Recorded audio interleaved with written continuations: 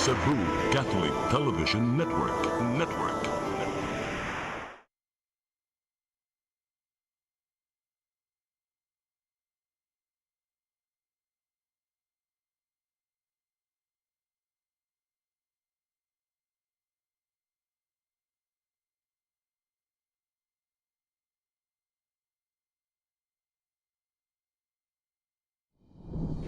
Magandang araw sa inyong lahat at welcome to New Start, ang Ozone Med Health and Wellness Talk Season 4.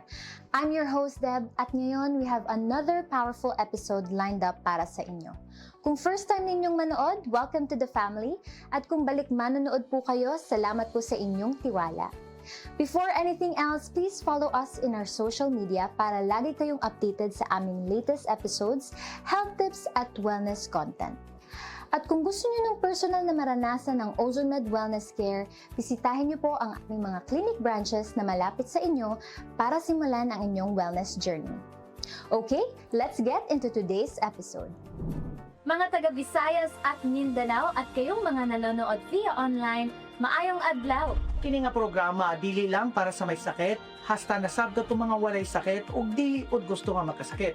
Dili lang po ni sa mga naay edad ha kamo mga batanon nga nagtan-aw karon, amo ni giandam ninyo nga programa para makakuha mo og pagtulunan nga angay gyud ninyo ibahagi o inyong i-share sa inyong mga kapamilya.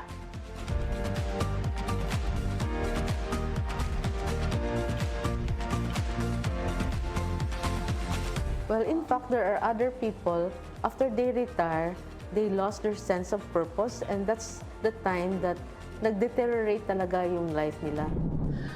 Minsan nami-misdiagnose, ovarian pala yun, pero ang presentation parang appendicitis. No? Itong mga degenerative disease is not just one cause.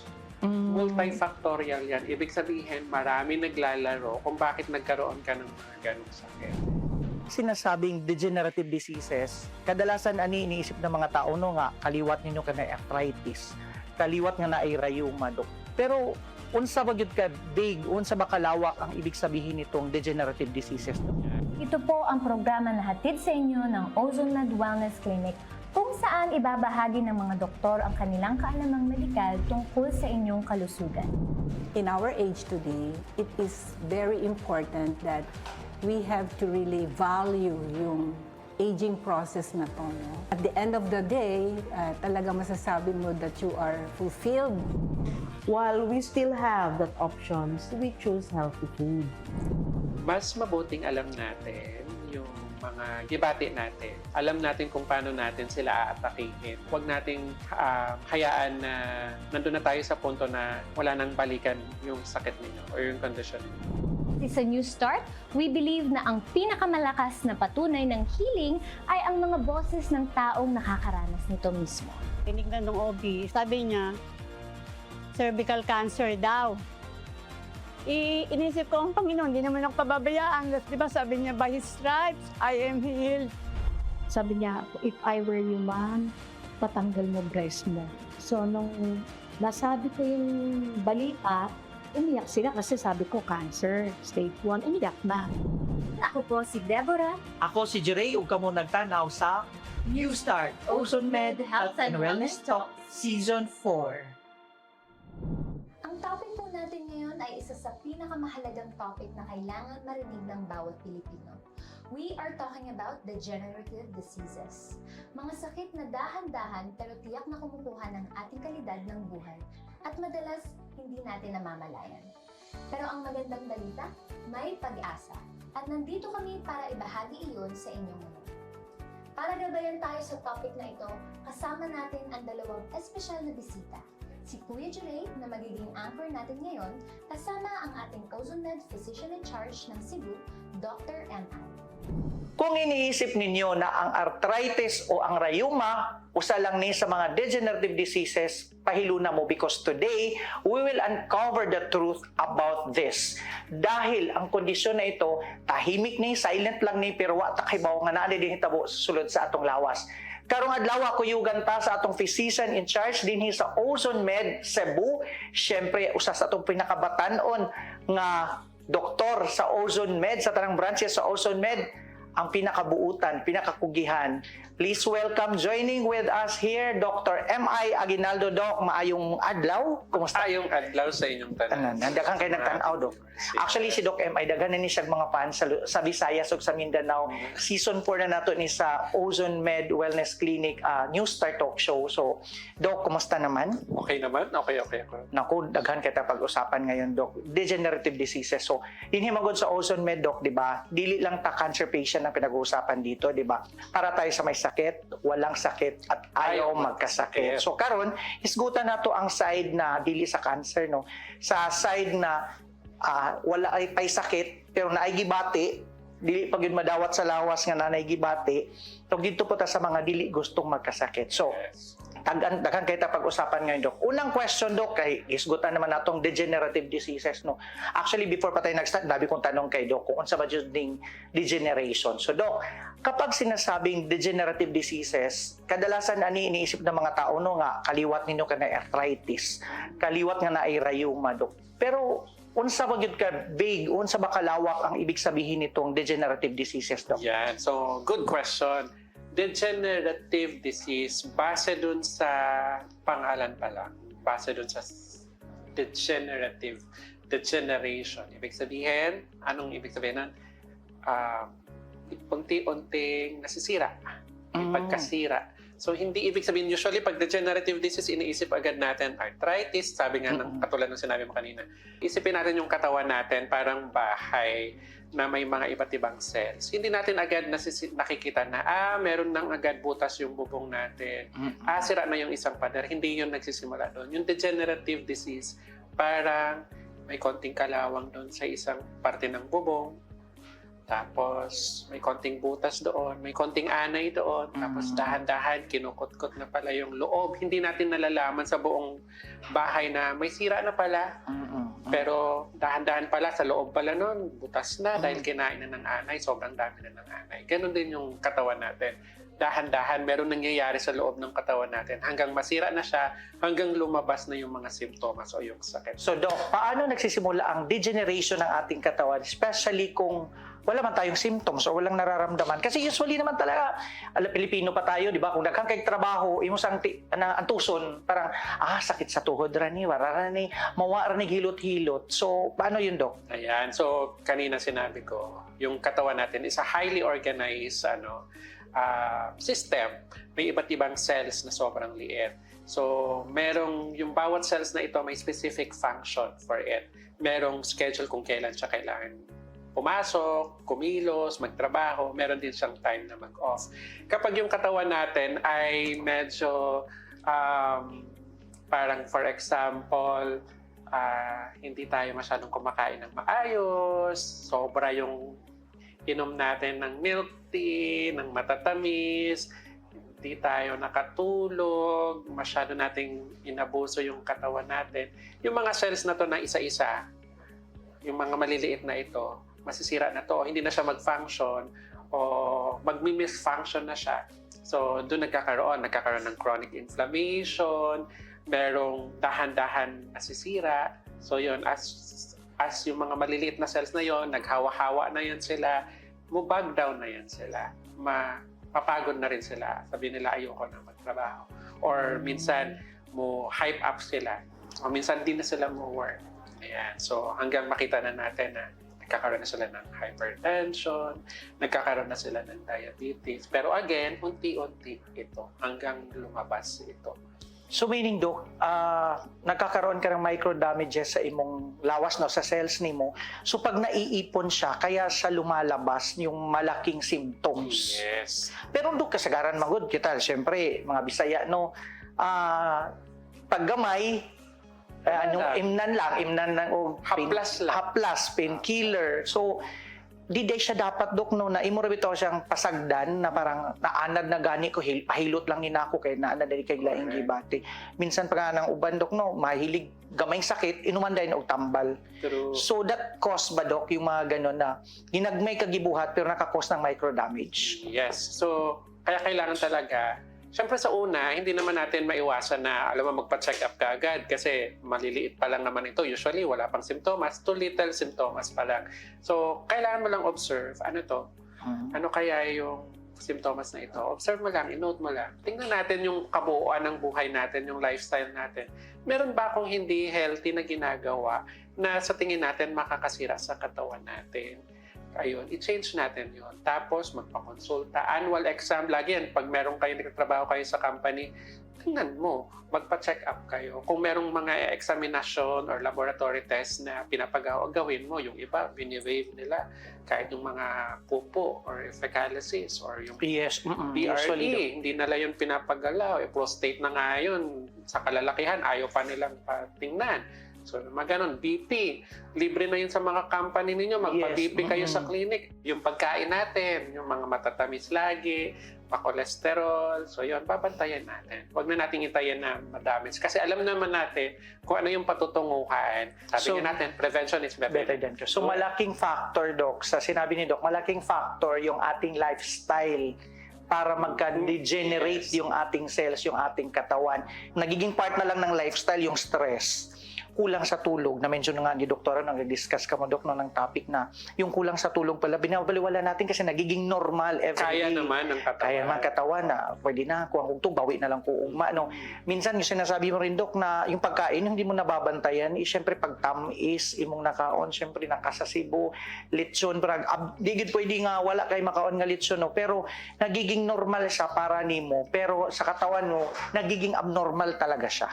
Tama, Minsan Dok, no? pa nga yung mga simptomas na yon, magmumukha siyang normal kasi parang ito na lagi. Parang may muscle aches ako lagi. Parang nahihirapan ako huminga.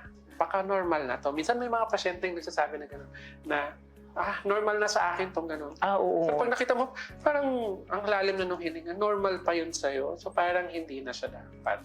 Kaya kailangan binabantay mo, sinusulat mo yun. Ano ba talaga yung mga simptomas na ito? Normal ba talaga ito para sa isang normal na tao o hindi? Nangyari niya sa akin, Dok, no? Katong like few months ago na parang naging normal sa ako na ako'y backache at saka ang sakit dito. Tapos nung pa-check up ako kay Dr. Kim, which is our Ozone Med sa Quezon City, sabi niya, anong normal sa'yo yan? Sabi ko, nasanay na kasi maglagay dito ng kung ano mga bandages dito. Tapos sabi niya, hindi, may dapat kang baguhin sa lifestyle mo. Tapos parang ni-revisit niya sa ako sa akong pattern sa tulog, affected pala, Dok, no? Kahit yung tama ang tulog mo, pero yung tulog mo naman, ang hirap na yung katawan mo, pwede din pala siya maging cause ng ganun, Dok, no? Again, itong mga degenerative disease is not just one cause. Multifactorial yan. Ibig sabihin, marami naglalaro kung bakit nagkaroon ka ng mga ganong sakit. Katulad sa high blood pressure, hindi lang naman ito genetics, hindi lang naman ito sa family, kundi naglaro dito yung diet mo. Naglaro dito yung asin, sobrang asin. Naglaro dito yung mga tambok na kinakain mo. Stress hormones mo na tumaas dahil night shift ka.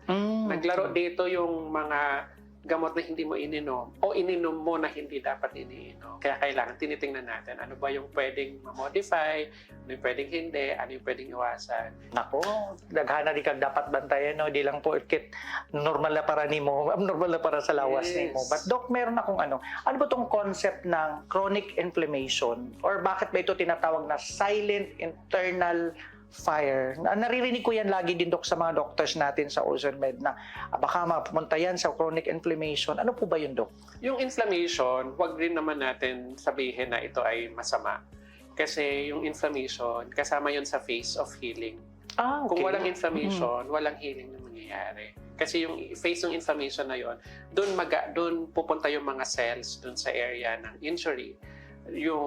Kung nandun yung mga cells doon sa site of injury, ay doon magre-release ng mga pang-repair, pang-ganon. Pero pag sobra na, or sobrang madalas na, or sobrang laki ng injury, or sobrang laki ng inflammation, then doon tayo magkakaroon ng problem. Kasi baka mas lalo niya nang itine-destroy yung site of injury. Mas lalo niyang pinapalala yung sakit. Ito, Dok, halimbawa, lagi kang pagod, sapat naman yung tulog mo. Or meron kang makakalimutin ka, tapos minsan nagkaka-brain fog ka. Okay, so normal ba ito, Doc? And ito ba yung mga possible signs ng may degeneration na sa katawan mo? Yan. Isa rin yun sa mga non-specific na baka meron na degeneration. So, brain fog, o makakalimutin, minsan lutang. Minsan, nasa kawalan ka. Yung ano mo, isip mo nasa kawalan.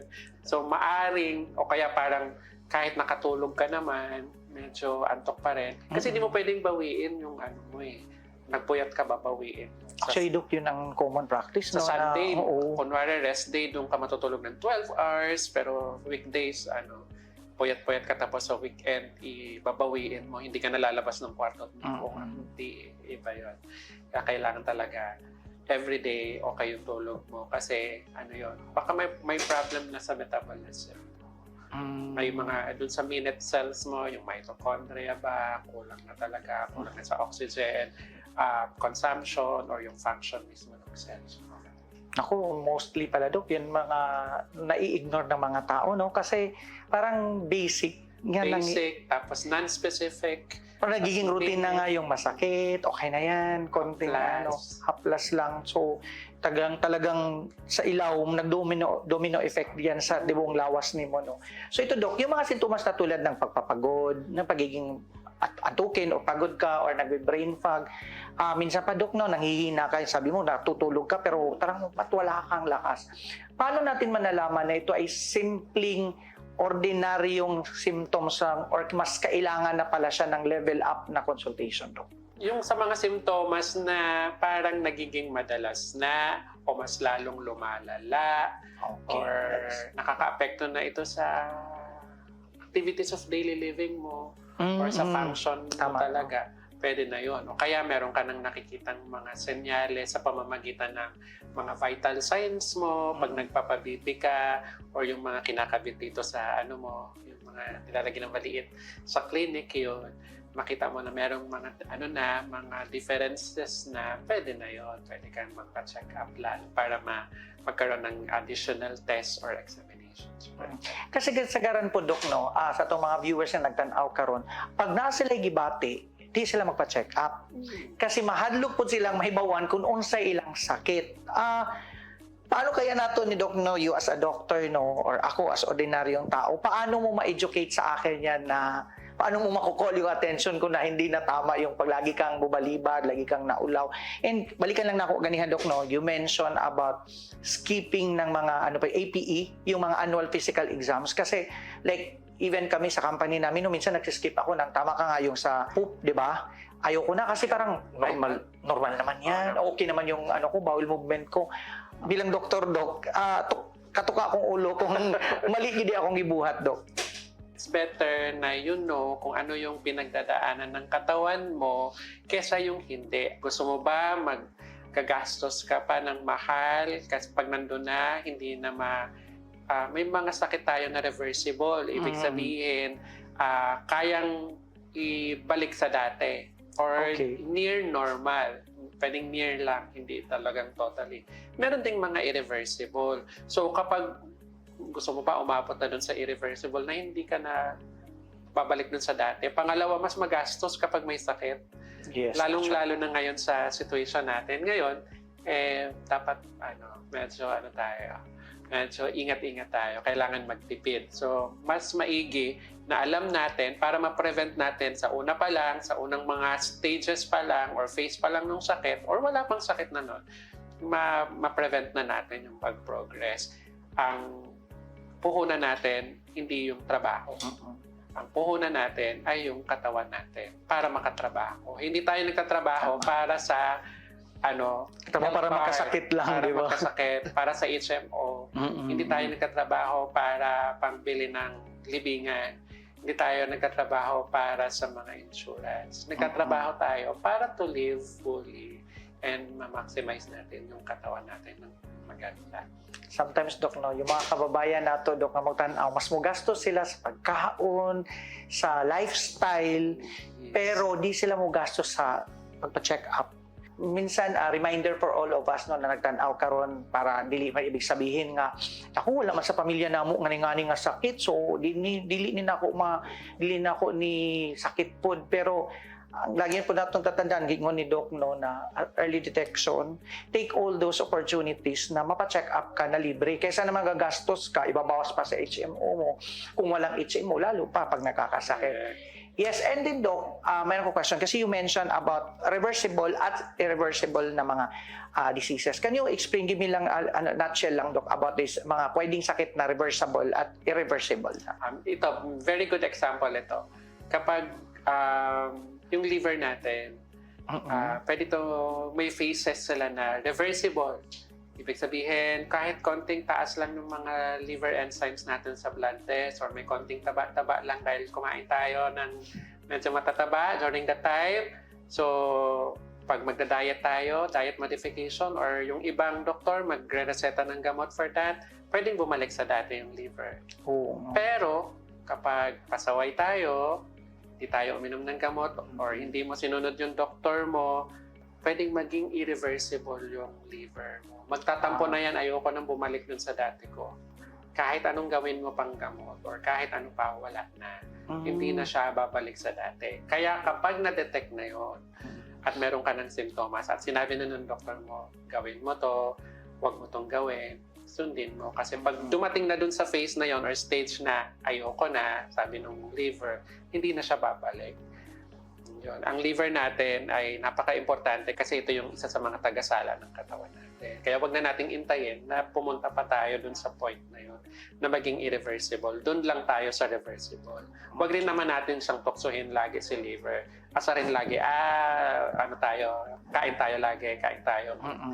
Tapos inom na naman, tapos inom ng gamot, tapos babalik na naman sa dati. Minsan, dinadaya natin sa annual exam na Inom ng something, Doc, daw, para before the laboratory. Kaya fasting muna, hindi mo na mag-healthy-healthyhan muna for a certain period of time para makita sa result na normal sila. Dinadaya mo lang yung sarili mo. So, Doc, dapat hindi. Kaya kailangan talaga kung ano talaga yung condition mo, yun.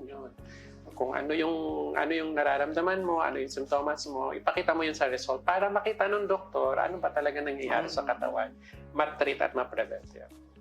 Okay, Doc. Ito, Doc, nagsisimula ang degeneration sa isang organ. It could be developed to the whole system. Yes, lalo-lalo na yung cardiovascular, yung sa puso, sa blood vessels, which could lead to hypertensions and other mga heart attacks, gano'n. And most of our kababayan watching us right now, no, mga batanon, Doc, mga batanon ang atong target, nagkabata ang atong mga pasyente. May mga bata na as early as 20 plus, may hypertensive na, ito yung hypertensive na hindi sa minana, ito ay yung hypertensive because of lifestyle. And also doon sa mga parents watching us right now, no, hindi lang itong discussion namin ni Doc na degenerative diseases, hindi lang to para sa atin mga adults, no. As early as now, dapat yung mga kabataan, di ba? At we will teach them as early as siguro age of, yung anak ko, 8 years old talaga, anak, too much sugar, anak, too much salt. Kasi Doc, masanayan ng mga bata yan eh. If you allow your children na ganon, o hindi mo sinisita, diba? Parang sasabihin nila or isipin nila na okay lang to kasi mula naman akong nabanggit sa akin yung parents ko. Hindi naman ako kinontrol nito. Pero as a parent kasi kung mahal mo talaga yung anak mo, hindi mo hahayaan yun. Minsan hinahayaan na nung mga parents yung mga anak na nasa kusina lagi, if you know kung ano yung term na yon na napabayaan sa kusina. So, dapat hindi ganon. Kung minsan magtatantrums yung mga anak kasi hindi binigyan yung gusto niyang pizza or hindi binigay sa kanya yung milkshake na yon or matamis na yon, magtatantrums na ice cream. Magwawala. Sige, para hindi na lang umiyak, wag sana. Medyo meron ka as a parent na authority over your children, you control it. Para rin naman sa kanila. Yes. You educate them kung bakit. Very good, no? The education talaga sa health, not just sa doktor manggagaling, no, Doc, no? So, should come from the family. Inside the family, no, tayo. Kasi hirap din ng mga bata, Doc, no? Sinasabi natin, wag sugar. Pero ikaw, kumakain ka rin ng sugar, nagme-milk tea ka. So, parang anong magiging example mo sa anak ni mo na ikaw mismo, you're not teaching them ng lifestyle na talagang hindi mapunta sa sakit. Ang hirap pa naman ngayon na bata pa nagkasakit, tapos lalaki yan na laging nagkakasakit. Kasi yung degeneration, Dok, kung mag-start yan sa bata, so you have said, no, bata pang edad, ma-develop yan hanggang mudako siya. And also, huwag din natin turuan yung mga bata na lumaki na may takot pumunta sa doktor. Yes. Minsan, lagot ka kayo doon. Oo. ganyan. Naku, gusto mo ba mato pa ka sa doktor? Oo, wag. Kailangan maging i-educate mo yung mga bata na yung doktor, nandyan sila para tulungan at ma-prevent yung mga sakit. So, wag nilang takutin na nakakatakot yung doktor. You have said, Doc, na dapat as early as possible, yung anak mo rin ay kung may nararamdaman, dadalhin sa doktor. Kasi minsan kasi some of the parents natin, Doc, no, nagdoktor-doktoran na sa bahay. Meron tayong meron akong mga kakilala, Doc, no, na yung bata pala may parang diabetes na something. Pero yung nanay kasi nagdoktor-doktoran na, yung parang pinapainom ng nilaga, kung pinapainom ng pambata na gamot, pero wala silang supervision ng mga professional, yung mga medical doctors, no. Yes. So mali pala yung ganun, Doc, no, yung teaching natin. Yes. So, minsan kasi, ang mga simptomas ay non-specific. Ibig sabihin, hindi yung simptomas na yon ay para sa isang sakit lang. Maraming pwedeng maglaro. Kaya, hindi ibig sabihin na yung lolo mo, ganun yung nangyayari o ganun yung nararamdaman, hindi nagpa-check up. Ganito rin yung nangyari sa apo. Ganon din yung ibibigay na gamot. Kailangan proper yung evaluation, na diagnose ng maayos para matreat ng maayos. Pangalawa, iba yung dosage nung matatanda dun sa bata. Kaya kailangan ma-manage yun. Pangatlo, iba kasi yung katawan ng matatanda at saka bata. So, iba-iba rin yung naglalarong mga cofactors o yung mga comorbidities. Ibig sabihin, may iba pa siyang sakit o nararamdaman. Pwede ba tong gamot na to para doon? Magkakaroon ba ng adverse reaction kapag pinag-combine yung gamot na yon or hindi? Pag may sakit na ganito, pwede ba yung gamot na yon or hindi? So, maraming pwedeng maglaro. Kaya kailangan mo visit pa rin sa doctors. Isa pa naman yan, Dok, sa mga ginagawa ng pamilya, no? Yung ininom ni Kuya, yun yung ininom ni Bunso. Yung may Kapit-bahay. ganito hindi inom, ganun din naramdaman niya, di ba? Nagsakit yung ganito, moro pa na yung giinom, pero... Nagbili ako ng yung amoxicillin kasi bumili yung kapitbahay, ganito nawala yun din. So, Kaya pala na-realize ko din nung, di ba, yung sa family mo, magkakaiba yung mga sartan, kasi depende pala din sa stage niya. Tama po, Dok, no? Kaya nagulat ako, bakit magkaiba si mama sa ganito, sa cousin ko? So may ganun pala talaga. Iba yung condition, iba yung iba pang mga sakit, iba yung mga headache. Kasi yung iba, Dok, pumupila na lang sa mga health center kasi libre, pareho lahat ang kinukuha, hindi naman mapakonsult. So education para talaga, maganda din yung education. At tayo mga nanonood, hindi po tayo makakakuha ng tamang education kung hindi po tayo pupunta sa tamang tao na lalapitan, which is the doktor. Okay? So again, huwag tayo mag-doktor-doktoran. Dok, dito naman tayo sa diagnostics, no? Ang diagnosis and testing natin. So paano po doon natin makumpirma, Dok, ang isang pasyente na nagkaroon na talaga siya ng degenerative disease? Ayan. So, maliban dun sa simptomas na non-specific, ibig sabihin hindi specific, wala rin tayong pwedeng i-point out na, ito na talaga para malaman natin kung may degenerative disease. Yung degenerative disease, again, ay iba't iba ang mga organ or tissue or system. Meron tayong sa blood pressure, ECG, kung yun yung blood vessels ang affected. Okay. Kunwari sa utok or sa utak, pwedeng MRI, CT, kung dun sa utok. Pero meron tayong mga blood tests like CRP, ANA, for inflammation. Tumataas ba yung inflammatory levels niya? Pero non-specific pa rin. Hindi mo pwedeng i-point out saang lugar yon. Meron lang sa dugo na merong nag-i-indicate na tumataas yung inflammatory levels. So, pwede rin kunwari mga muscle pains like yung mga EMG or yung nerve conduction para sa mga ugat kung medyo namamanhid na siya, nababawasan na yung covering ng nerves, kaya medyo binghod, tama ba? Binghod na yung mong... So, yun. Pero, hindi pa rin siya specific. Depende pa rin kay doktor kung anong mga test ang ibibigay. So, walang malinaw na picture dun sa proseso ng degeneration. Depende pa rin ito sa ire-request ng doktor po nila. So, ibig sabihin, Dok, hindi lang yung symptoms ang basihan para sa diagnosis.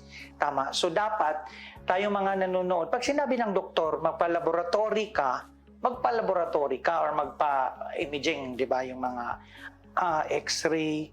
Kasi Dok, kung hanggang, mura ba ni sakit yun, Dok, no? Sa mga tao, no? Pagpa-check up sa doktor, kailangan ko na mag-laboratory, unya na lang na. Correct. So,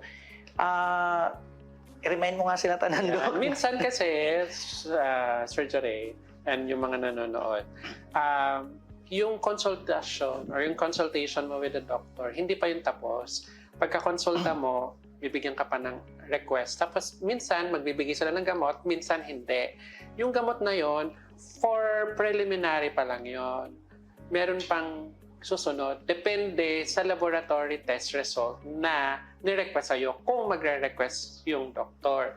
Kaya kailangan mong bumalik sa doktor at gawin mo yung laboratory. Minsan, o madalas, pag binigay na yung gamot, kasama nung laboratory test, akala nila yung gamot na yon, okay na yon, hindi na ako magpapalaboratory kasi binigyan ako ng gamot. Hindi na ako babalik kay doktor. Tapos sasabihin nila, hindi naman tumalab. Hindi pala okay si doc.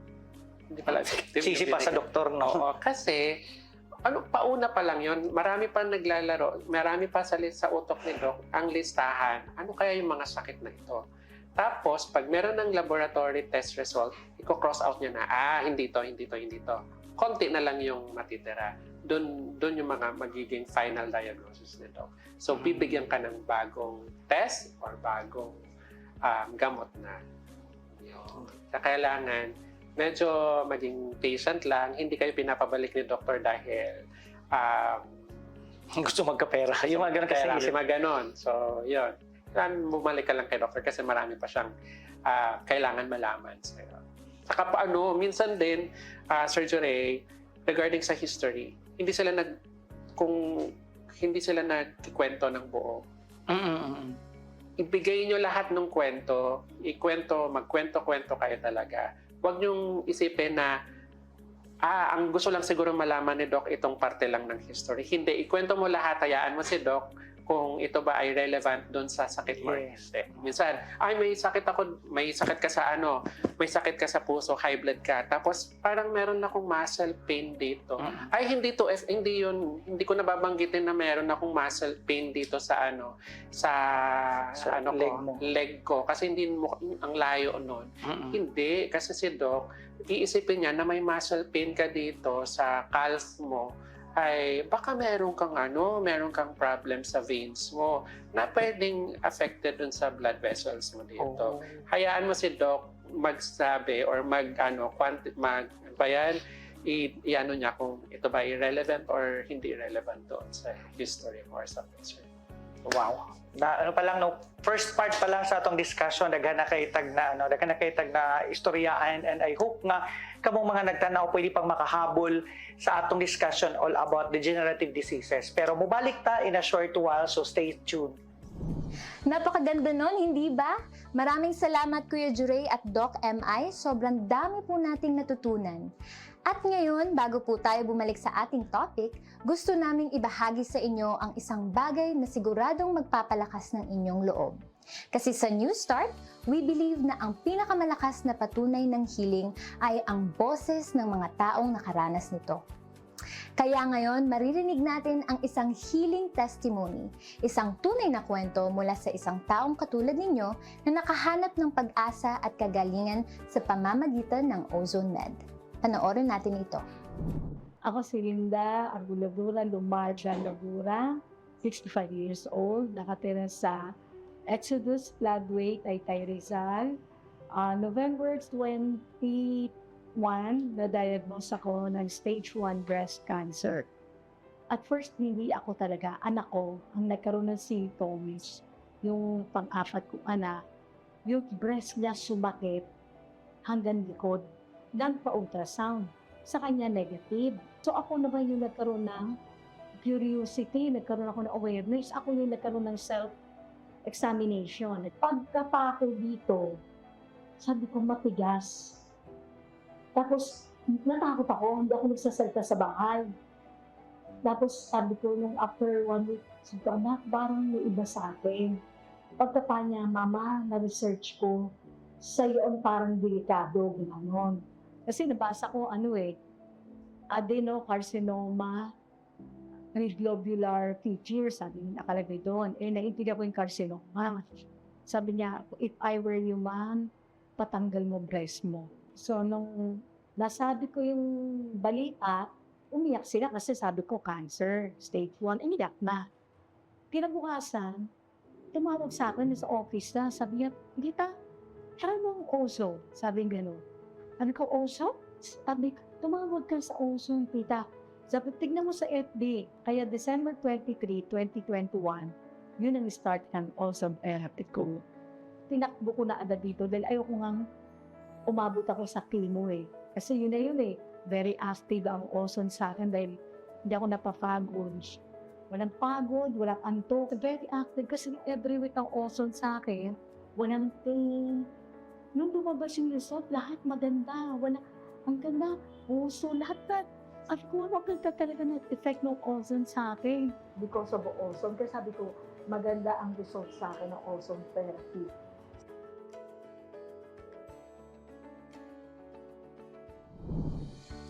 And we are back sa New Start, ang Ozone Med Health and Wellness Talk. Kanina, sinimulan ni Doc MI ang ating pag-aaralan tungkol sa degenerative diseases. At ngayon, we go even deeper. Part 2 na mga kaibigan at dito tayo mas magiging specific. So pakinggan natin ng mabuti dahil ang impormasyong ito ay para sa inyong kalusugan at sa inyong mga mahal sa buhay. Ibabalik natin si Kuya Juray kasama si Doc MI para sa ikalawang bahagi ng ating topic. Kuya Juray and Doc MI, the floor is yours. And we are back ang atong gistoryaan karon mahitungod sa degenerative diseases atong gitakil ganiha ni Doc kung unsa matong mga reversible na mga degenerative diseases o unsa matong mga irreversible degenerative diseases and syempre yung mga prevention or yung mga symptoms na dapat atong idalon sa doktor, ipa-diagnose nato. Ang dami nga mga daghan na kaayo nga gihatag si Doc nga tips para sa ato. Pero karon atong isgutan ang treatment niya. So especially din sa Ozone Med nami gitawag og kanang management. Okay, yung minamanage namo yung parang kaming protocol And ang kagandahan like ako personally na pagmanhi ko sa Ozone Med Cebu, nakikita ko talaga si Doc na tama yung sinabi niya earlier sa first part natin na iniisa-isa niya kung alin ba talaga bago natin matukoy yung pinaka-ultimate na sakit. So ngayon, let's talk about Doc. Kapag na-diagnose ang isang pasyente, ano ang first step na dapat niyang gawin? Kung talagang diagnose na, yung hypertension mo talagang na yan, di ba may mga levels yun, Doc? Kung talagang level na may maintenance ka na, so ano ba dapat niyang gawin? Kasi minsan, Doc, sabihin na, naku, kinanglan na kag-maintenance, may gano'n po na po yung maintenance. Oo, parang atras na agad, Doc, Doktor na nga naghatag o guidance sa buhaton. You as a doctor, Doc, ano ba dapat ang first step niyang gawin? Of course, first step, tanggapin mo na may sakit ka. Mahirap kasi, Doc, may sakit, pero nagbuang-buangan ka ba, nagblanko-blankuhan ka, okay, lagi na kang doktor. Minsan kasi yung doktor na yan, talaga yan, kanang muhatag og sentensya dayon. Nga na, Doc, so what's the first step? Kung ako mismo as patient, meron na talaga akong tinatawag na, sige, sabihin natin, irreversible degenerative disease. Para sa akin, tinitingnan ko muna what's the reason behind it, what's causing the hypertension. Kailangan malaman mo, ano ba? Marami kasing dahilan katulad ng hypertension. Is it coming from the kidney? Is it coming from the salt? Is it coming from the liver? Is it coming from the heart? Kailangan kaya tinitingnan muna namin mga doktor, ano ba yung labs niya, saan siya nagkulang.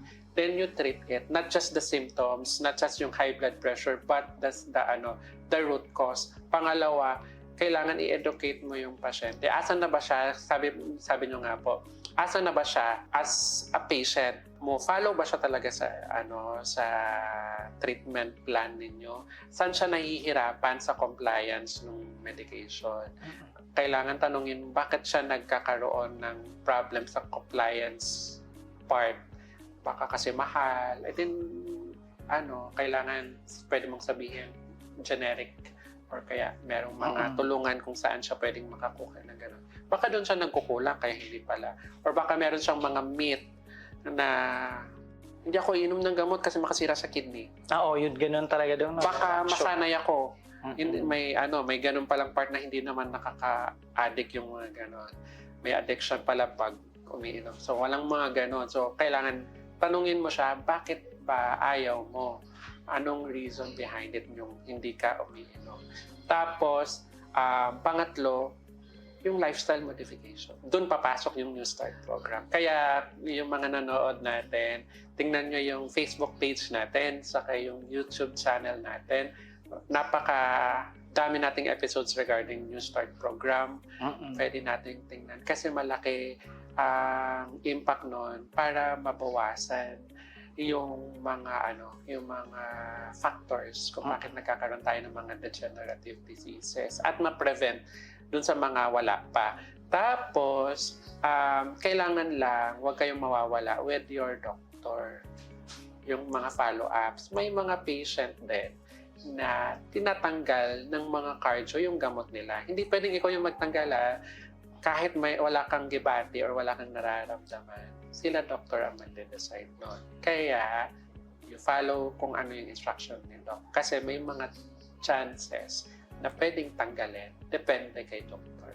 Okay. Narinig nyo. Depende kay doktor. Kasi sometimes, natay maintenance, pag may ngon nga, okay na akong gibati, hunungon ko na ni. Yan ang yung delikado kasi mas maganda nga yung mayroong kayong gibati.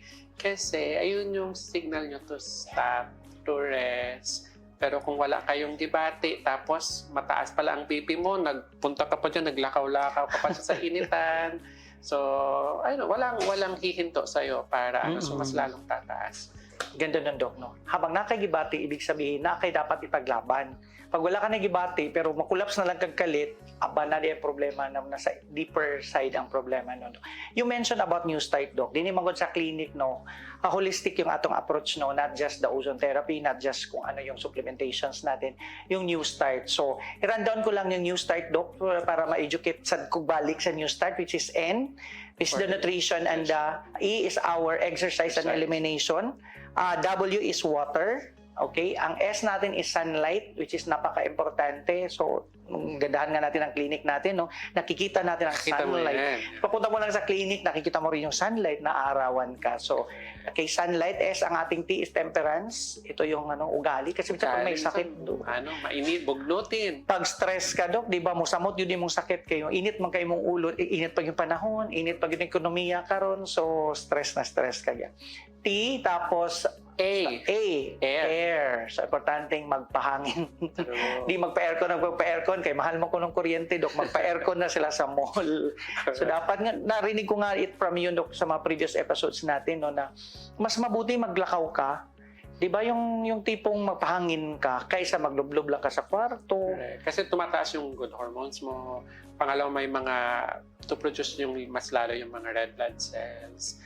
Tapos, mas ma-relax yung more relax yung hunahuna mo.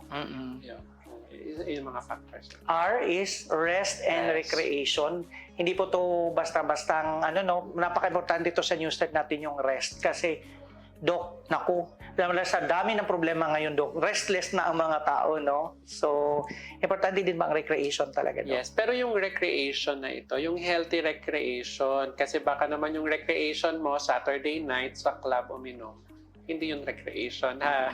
So, ang recreation natin ay yung nasa beach. Healthy living tayo, hindi yung recreation na unhealthy. Yung umiinom, recreation, yung mukhaon ng baboy, lechon. Oo, yun yung tawag nito, happy, happy recreation.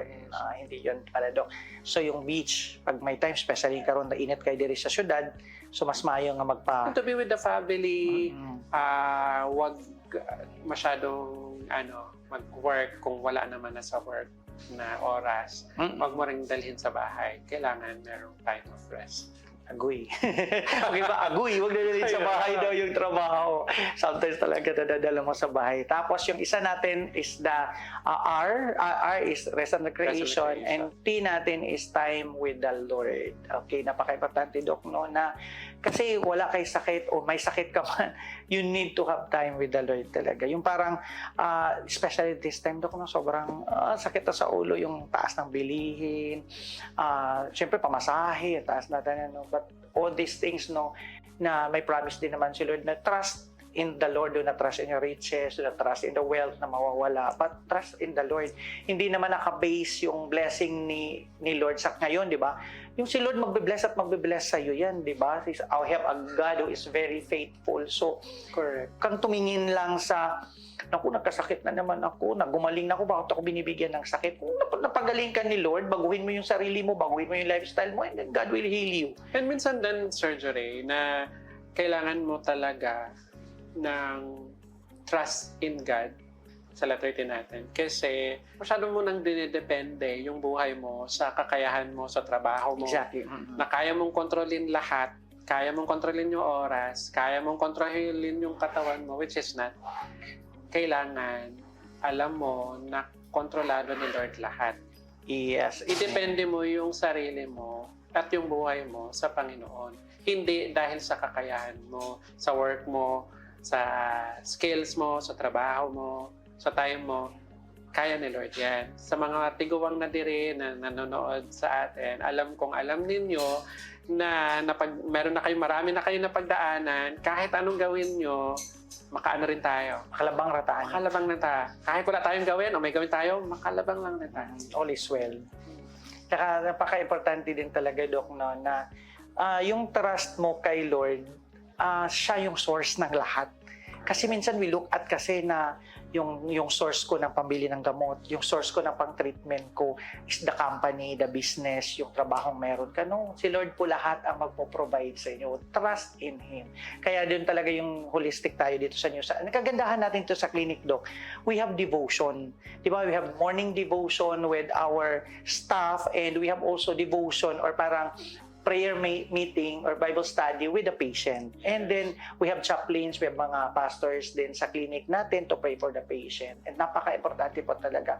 We always connect our patients to saan man siyang church na pwede siyang mag-grow spiritually. So also, we really we let them have exercises like memory verses, Yes. para hindi laging iba yung hinuhuna-huna. Meron din silang mga memorize na mga Bible verses. Para mas Yun, maganda. So, yun pag maari ka sa Ozone Med Clinics na mo ni ang istorya ni Doc on how we handle the patient, how we help the patients through this New Start program. So, Doc, dito naman tayo. May exciting part to because din sa Ozone Med ang atong primary treatment talaga is the ozone therapy. Paano makakatulong itong ozone therapy, Doc, sa ating lumalaganap na degenerative diseases sa ating mga pasyente karaniwan? this is yung ozone therapy is supplementary, pandagdag siya doon or pangtabang siya doon sa treatment na ni doctor or in addition to what the doctors yung mga prescriptions niya and advices. So to increase lang yung in a cellular level, dumami at maging healthy yung mga red blood cells niya, increases yung immune responses para mag-prevent lalo yung magkakaroon ng mga inflammations and all of that results and effects. Kasi every time may manguta na sa ako, Doc, nga, kung saan mo ginang ozone? Mo ba na ozone nga na sa atmosphere? Sabi ko, simple as ozone is, yung ozone na ginagamit natin sa clinic is na parang upgraded oxygen that helps to fight or to combat kung ano yung mga nararamdaman mo. But Doc, clarify ko lang para malinaw lang din sa viewers doon, no? Ang ozone therapy ba ay kapalit ng standard treatment or complementary approach lang? Ito again ay hindi pangpalit. Okay. In exchange to the treatment na binigay ni doctor. Kaya in-encourage namin to go to your doctor first and have your consultation and follow the treatments kung ano yung in-advise niya. This ozone therapy ay pang-complement lang in addition to what the doctors order yung. So, napakahalaga pa rin na you consult to your doctor. Okay? Kung meron ka na existing doctor, for example, nag-check up ng heart mo, balik ka pa rin sa kanya. Tama, Doc? Yes, kailangan bumalik sila. Hindi natin sasabihin na, you stop visiting your attending physician. No, kailangan bumalik ka. Kailangan may follow-up check-up. Ang ganda na itong discussion, Doc, no? Kasi na-educate ka as simple as kailangan mo palang bumalik sa ating doctor. But anyway, Doc, To our viewers na nanonood sa atin ngayon, Doc, no, paano nila maiwasan yung degenerative diseases at ano ang importanteng habits na dapat nilang simulan today? Yung degenerative disease or yung pag-prevent ito ay hindi madali isang overnight lang na plan. But ito yung decision natin every single day. So, iwasan natin na yung sa diet natin, yung sa lifestyle, lalo na yung sa New Start, pakibalik doon sa mga New Start program na episodes natin sa YouTube and other yung Facebook page natin. Have time na mag-take down notes yung mga sinabi ni Dr. Rio and other doctors doon sa New Start program episode natin. Makikita natin doon na araw-araw may decision tayo to prevent na magkaroon ng mga sakit at kung meron mang sakit, ma-prevent na mas lalong lumaki yung cycle na magkaroon ng sakit. So yung mga healthy diet, to prevent yung mga wear and tears natin, yung mga bawal na, huwag na natin gawin. Yung lalong masira yung mga organ or systems natin. Okay. Doc, message mo sa mga nanonood sa atin ngayon na may naramdaman pero takot pa rin magpakonsulta. Ayan. So, to all our viewers, mas mabuting alam natin yung mga gibati natin. Alam natin kung paano natin sila aatakihin. Hindi yung lagi tayong, ano kaya ito? Gagaling ba ako? Huwag nating hayaan na nandun na tayo sa punto na wala nang balikan yung sakit ninyo o yung kondisyon ninyo. Mas mabuti na magpa-check up para alam natin kung ito ay sakit ba talaga, malala ba itong sakit na. Kung sakit ito, malala ba ito or hindi, meron bang pag-asang gumaling or hindi. So, ano ba yung pwede natin gawin para malunasan at ma-prevent yung pagkakaroon nito. At ayun, magkaroon ng desisyon na hindi lang magdepende sa mga gamot kung meron mang sakit, kundi i-depende rin natin ito sa healthy lifestyle, sa diet modification, sa lifestyle natin, and also sa Panginoon na siyang pangunahing doktor natin. Amen. Yes, Doc. Ito, Doc, ano to? Wala to sa ating script. Pero these are questions, Doc. Tatlo lang naman ito from our social media. So some of our patients kasi nagpa-pop up sila ng mga questions para sa ating mga doktor. And kamong mga nagtanaw, we suggest na patuloy kayong magsisend sa amin ng mga questions ninyo so that sa mga sunod na episodes, pwede pa namong matakil o matubag ang inyong mga pangutana. So first question, Doc, totoo ba na kahit bata pa ako ay pwede ako magkaroon ng early degeneration? Kung early degeneration ang pinag-uusapan, maaari or posible if ito ay merong problem siguro sa mutation, sa pagkabata na talaga, or parang hindi siya term na degeneration kasi parang wear and tear nga yung degeneration. Pero pwede pa rin magkaroon ng sakit if sa sinapupunan pa lang ay meron na talagang problem or pangit yung sa kanya, pag-bearing sa kanya sa pagbubuntis, or meron na siyang from previous histories ng generations nila. Ito naman, Doc, question from Gen Z. Kung may isang habit ako na dapat baguhin today, Doc, ano po yun? Gen Z to, Doc. So ito yung mga mahilig, sabi mo nga kanina, mahilig mag-coffee, mag-milk tea, mahilig magpuyat, gala, siguro may mga bisyo-bisyo. So ano daw dapat niyang gawin?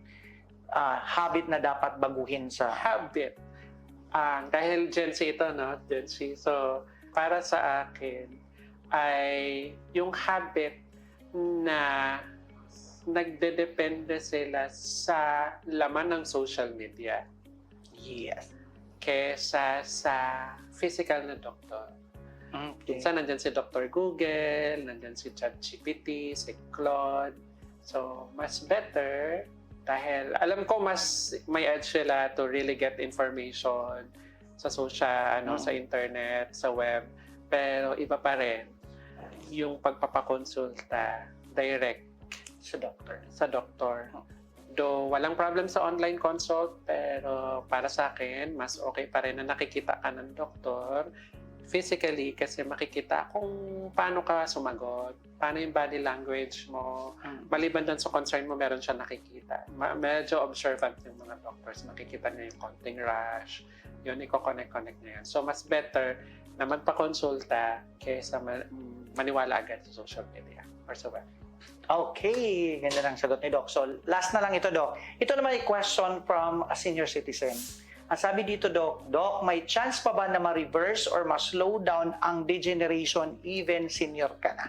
Yes and no. Yes, kung ito ay naaagapan at alam mo yung kung anong degenerative disease meron ka at kung ang organ na yon ay pwedeng reversible. No, kapag sobrang lala na, hindi inagapan, late na na-diagnose, late na na-treat, non-compliant, yung organ na yon or system na nasira ay hindi na talaga compatible for repair.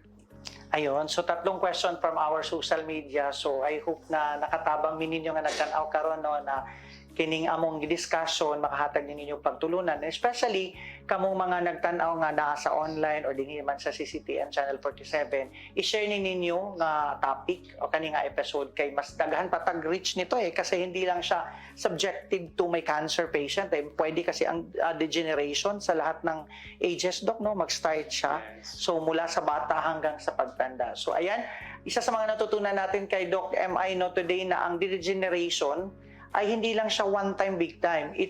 Nagsisimula ito sa daily choices ng buhay mo. So, yung decision mo today, yung ginagawa mo today could be magiging epekto nito is tomorrow or the next day. So, I hope na kamo diha mga ka-New Start, mga nanonood sa atin sa New Start, I hope na daghan mig matabang pa ninyo and for you to know more about all these things, nandito ang aming doktor, like Doc MI na talagang, pag napakonsulta ka, hindi lang yan 5 minutes na consultation, talagang inisa-isa niya. Ganun po, trained ang ating mga doctors dito sa Ozone Med na talagang inaaral nila and they have also conference pa. Meron silang monthly conference yung mga doktor. They talk about stages, ng mga pasyente, Doc, no? Para maaral nila is because advocacy po ng Ozone Med yung ma-educate talaga yung mga pasyente. So daghang kayong salamat sa pag-uban ninyo namo sa aning nga discussion about degenerative diseases and I hope na abangan pa ninyo ang uban pa namong mga episode kauban nako syempre si Doc MI dinhi sa Ozone Med Cebu. So daghang kayong salamat. See you next episode. Wow! What an episode! Maraming salamat talaga Doc MI at kay Kuya Jure for sharing your knowledge and your heart with all of us today. At sa inyo, sa lahat ng nanonood ngayon, salamat po sa inyong oras at tiwala. Sana ay nakauwi kayo ngayon na may bagong kaalaman, bagong pag-asa at bagong determinasyon na alagaan ang inyong kalusugan. Huwag kalimutan i-follow kami sa social media at bisitahin ang pinakamalapit na Ozone Med branch sa inyo dahil ang unang hakbang tungo sa healing ay ang kumilos ngayon. This has been New Start, the Ozone Med Health and Wellness Talk. I'm Deb. Ingatan ninyo ang inyong kalusugan kasi kayo ang pinakamalagang tao sa buhay ng inyong pamilya. Hanggang sa susunod na episode, paalam at God bless. After they retire, they lost their sense of purpose and that's the time that nag-deteriorate talaga yung life nila. In our age today, it is very important that we have to really value yung aging process na to. Saan ba ako pupunta? Anong gagawin ko? Mamamatay na ba ako kasi limited na rin yung buhay ko? Ang dami na po naming narinig na mga healing stories and overcoming journeys na naging inspirasyon sa karamihan ng ating mga pasyente. Ando na po yung takot, yung parang walang ka ng pag-asa. May paglihim na pag-iyak sa gabi na hindi ko pwedeng pakita sa kanya. Ang nagbigay po sa akin yung kasalog talaga yung anak ko. Yung sinabi yung mami, kang umiyak. Galing. We want to grow old, but as our years are, so be our strength. Graceful aging is living each day with faith over fear. Ozone Med Wellness Clinic New Start. Mapapanood every Saturday 8 to 9 a.m. Og ang replay airing matag Miyerkules 1:00 hangtod 2:00 sa hapon. Dinhi lang sa CCTN Channel 47.